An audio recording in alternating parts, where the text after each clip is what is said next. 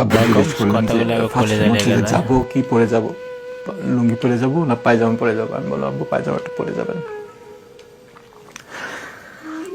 Sorry, কথাটা আসলে বলতে একটু কষ্ট হচ্ছে।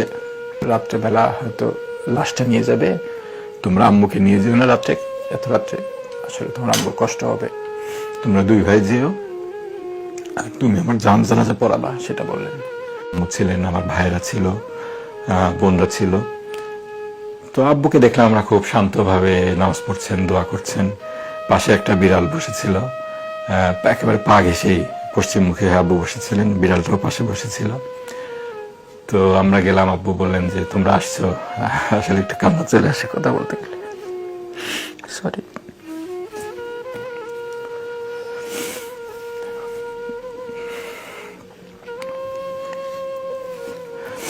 আমার ছোট ছেলেটা বলল, দাদা আমরা আসছি, দরজা খোলো। আব্বু দরজা খুলে দিলেন। তো আমরা স্বাভাবিক যে কথাবার্তাগুলো হয় বললাম। তো আমি বললাম আব্বু তো কিছু করতে পারলাম না আমি তোমার জন্য। আব্বু বললেন যে ভাগ্যে যেটা আছে সেটা তো আমরা চেঞ্জ করতে পারবো না। যদি আমার মৃত্যু আজকেই লেখা থাকে তাহলে আমি যেখানেই থাকি, আমি যদি বাসায় থাকতাম তাহলে আমার মৃত্যু এভাবেই হতো। সুতরাং আল্লাহর উপর ভরসা রাখতে হবে এবং তকদিরে বিশ্বাস রাখতে হবে।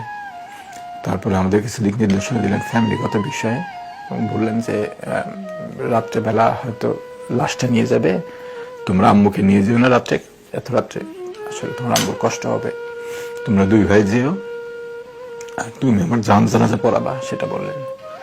এরপরে জিজ্ঞেস করলেন যে ফাঁসির মসজিদে যাবো কি পরে যাব, লুঙ্গি পরে যাব না পায়জামা পরে যাবো। আমি বললাম আব্বু পায়জামাটা পরে যাবেন। সরি, কথাটা আসলে বলতে একটু কষ্ট হচ্ছে। তো এইভাবে আমরা, তারপরে আব্বু লম্বা দোয়া করলেন, সবার জন্য দোয়া করলেন, দেশের জন্য দোয়া করলেন। তো একটা খুব সিগনিফিকেন্ট কথা বলেছিলেন যে দোয়াতে, যে আল্লাহ যারা আমাকে এভাবে মিথ্যা অপবাদ দিল তাদেরকে তুমি হেদায়েত দান করো, আর যদি হেদায়েত তাদের নসিবে না থাকে তাহলে সত্যটাকে প্রতিষ্ঠিত করো। উনি কিন্তু কারো ধ্বংস কিংবা এগুলা কিছু বললেন না। তো আলহামদুলিল্লাহ, আল্লাহ হয়তো দোয়া কবুল করেছেন, সত্যটা আস্তে আস্তে প্রকাশিত হচ্ছে, প্রতিষ্ঠিত হচ্ছে, আলহামদুলিল্লাহ। এটা আমি মনে করি যে আল্লাহর রহমত। এই দেশের মানুষ এই যে এতদিন মজলুম ছিলেন, এই যে তাদের বুক ফাটা আর্তনাদ, আমি তো মনে করি যে আমি সৌভাগ্যবান যে আমার বাবাকে শেষ মুহূর্ত পর্যন্ত আমি যতটুকু আল্লাহ সামর্থ্য দিয়েছেন দেখতে পেরেছি। তারপরে বাবার লাশটা বুঝে পেয়েছি, জানাজার নামাজ পড়াতে পেরেছি।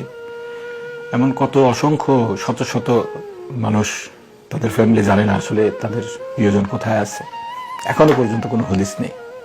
এই যে মজলুমের বুক ফাটা আর্তনাদ, আল্লাহ তাআলার ওয়াদা যে আল্লাহ তাআলা মজলুমের হয়ে অবশ্যই প্রতিশোধ নেবেন কিছুদিন পরে হলেও। তো হাদিসের সেই কথাই আমি বাস্তবায়ন দেখতে পাচ্ছি। তারপরে অবশ্যই ধন্যবাদ দিতে হয় এদেশের ছাত্র জনতা, যারা বুকের তাজা রক্ত ঢেলে এদেশকে ফ্যাসিবাদের কবল থেকে মুক্ত করেছে।